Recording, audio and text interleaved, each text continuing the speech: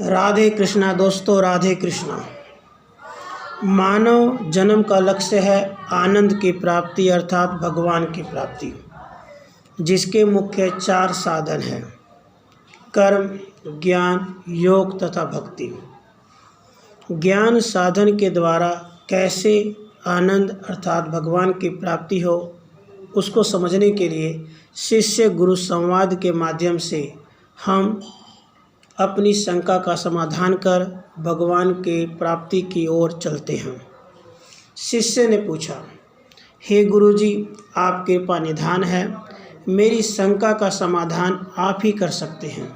बताइए, हम कर्म क्यों करते हैं? गुरु ने बताया, हे प्रिय, हम कर्म इसलिए करते हैं ताकि हमारे सारे दुख दर्द समाप्त हो जाएं तथा हमें सुख की प्राप्ति हो।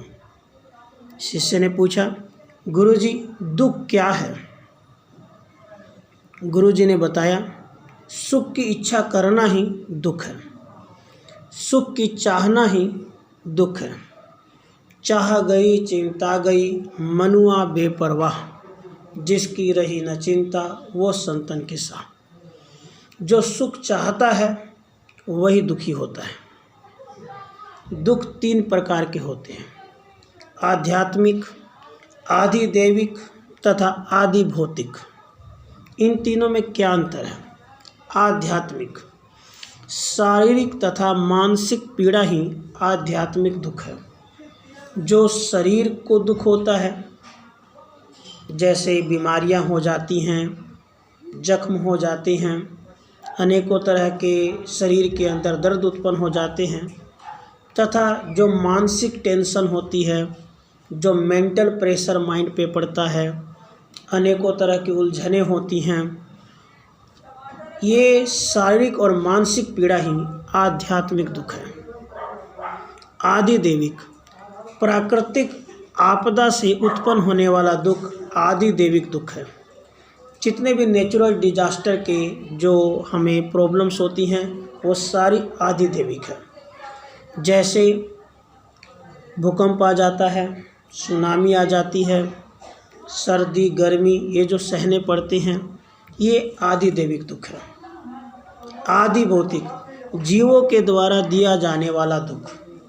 कहने का तात्पर्य, चोरी डकैती या जो भी दूसरे जीवों के द्वारा हमें कष्ट मिलता है वो सारा आदि भौतिक दुख होता है।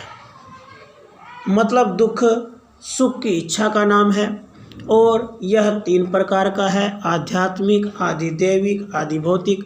आध्यात्मिक शारीरिक तथा मानसिक पीड़ा का नाम है, आदि भौतिक प्राकृतिक आपदा से उत्पन्न दुख है, आदि भौतिक जीवों के द्वारा दिया जाने वाला दुख है। शिष्य ने पूछा, सुख कैसे होता है? गुरुजी ने समाधान किया, सुख ब्रह्म ज्ञान से होता है। शिष्य ने पूछा, गुरुजी, ब्रह्म ज्ञान क्या है? गुरुजी ने जवाब दिया, हे प्रिय, ब्रह्म का यथार्थ ज्ञान ही ब्रह्म ज्ञान है। अपने स्वरूप को यथार्थ जान लेना ही ब्रह्म ज्ञान है। शिष्य पूछता है, गुरुजी, ब्रह्म ज्ञान का साधन क्या है? गुरुजी ने जवाब दिया, सतगुरु तथा सत्शास्त्रों के वचनों का श्रवण, मनन तथा निधिध्यासन ही ब्रह्म ज्ञान का साधन है। ब्रह्म ज्ञान कैसे प्राप्त होगा? जब हम सतगुरु का, सत्शास्त्रों का वचनों का श्रवण करेंगे, मनन करेंगे तथा निधिध्यासन करेंगे। सतगुरु कौन है? क्या गुरु और सतगुरु में अंतर है? गुरु ने बताया, गुरु 2 शब्दों से बना हुआ है, गु प्लस रू। गु का अर्थ है अंधकार, रू का अर्थ है प्रकाश। इस प्रकार गुरु का अर्थ है अंधकार से प्रकाश में ले जाने वाला। सतगुरु वो है जो आत्मा परमात्मा का ज्ञान करवा दे। सतगुरु वो है जो आत्मा का ज्ञान ब्रह्म ज्ञान दे। सत्शास्त्र क्या है? क्या वे वेद हैं, पुराण है या उपनिषद है? सत्शास्त्र वेदांत है। वेदांत का नाम है वेद के अंतिम भाग में वर्णित सिद्धांतों का। वेदांत आत्मा परमात्मा का ज्ञान कराता है। वेदांत के द्वारा हम आत्मा परमात्मा के बीच में संबंध स्थापित कर पाते हैं। वेदांत ही सत्शास्त्र है। वेदांत के द्वारा ही हम अपने आप को जान पाते हैं, हम अपना और भगवान का संबंध स्थापित कर पाते हैं। सत्शास्त्र वो हैं जो हमें भगवान के साथ हमें मिलाए, हमें भक्ति मार्ग पर चलना सिखाए, हमें ज्ञान मार्ग पर चलना सिखाए, जिसके तहत उपनिषद, जिसके तहत रामायण, महाभारत, ये भी एक सत्शास्त्र की श्रेणी में है।